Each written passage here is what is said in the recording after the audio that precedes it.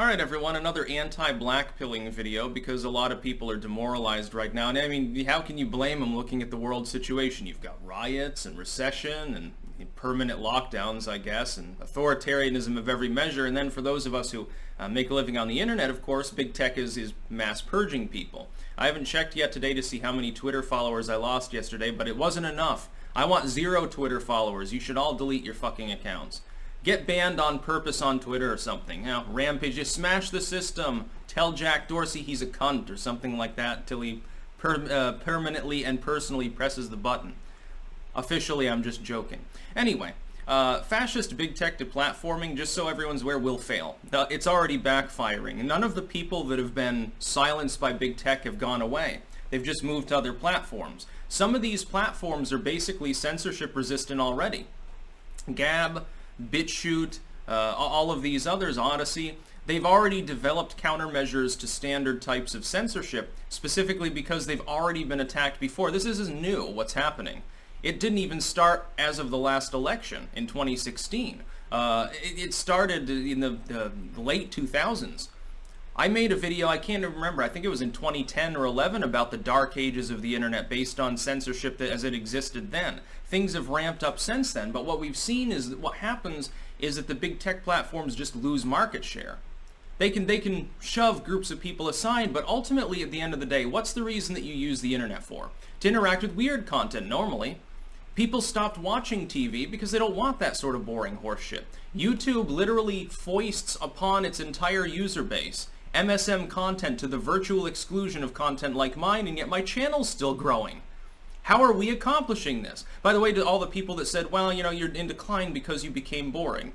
That's interesting. No, it was the algorithms. I started doing live streams. Now I'm searchable again. I don't exactly know how it works. Sometimes I don't even think fucking YouTube knows how YouTube works. At this point, they've screwed things up. There's so much compartmentalization maybe that their own staff don't know what the fuck is going on. That would explain a few things. What's going to happen, I think, is one of 2 roads we're going down.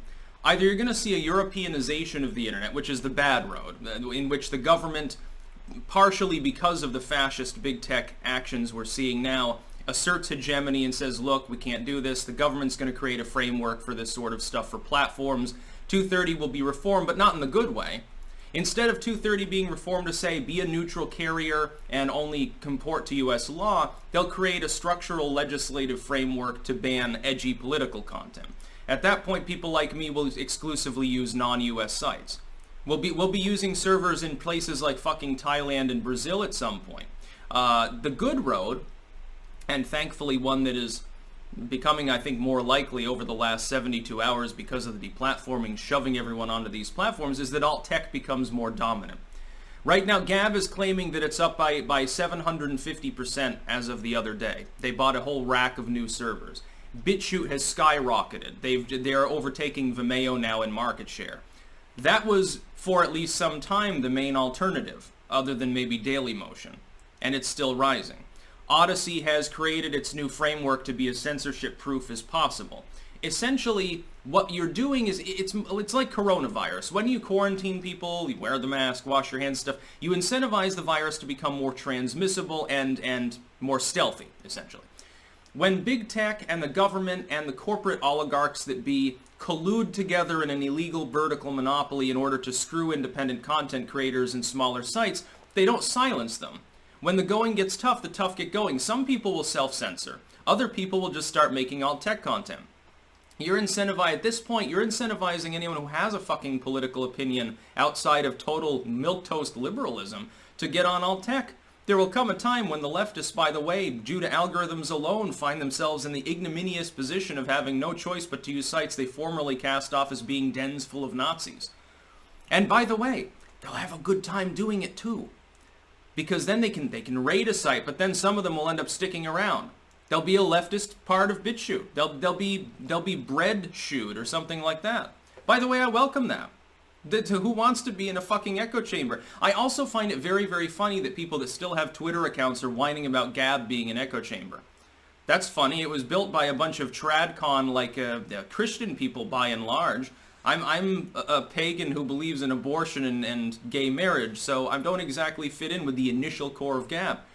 Who cares? I popularized it and brought thousands of libertarians to the site. Now, supposedly, that means that they're going to encounter the alt-right and get radicalized. I like to think of it as a libertarian invasion of alt-tech, which is based on libertarian principles by and large anyway.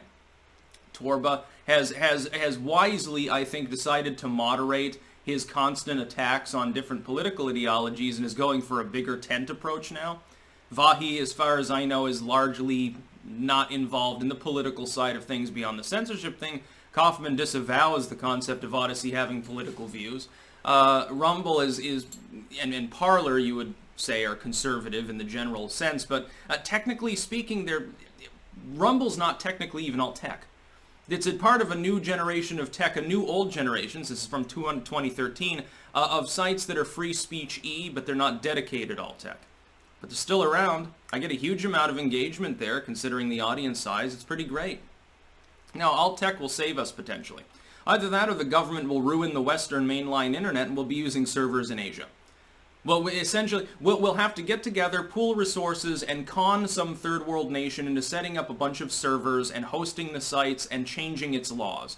Or we'll have to form a microstate or something.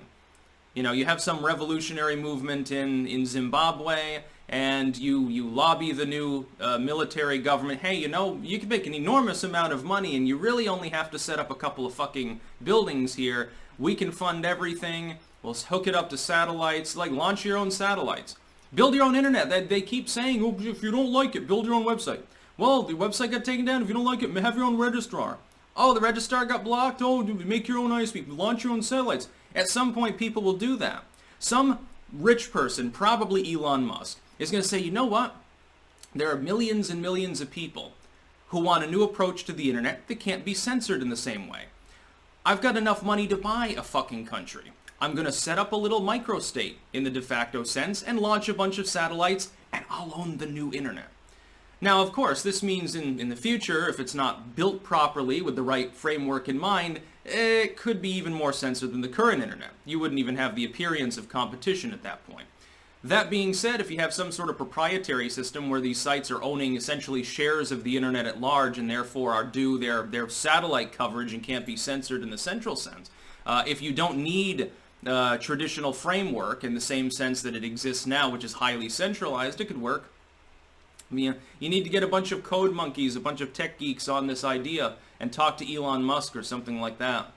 And Tesla would be the one to do it, probably. That's about all. Peace out.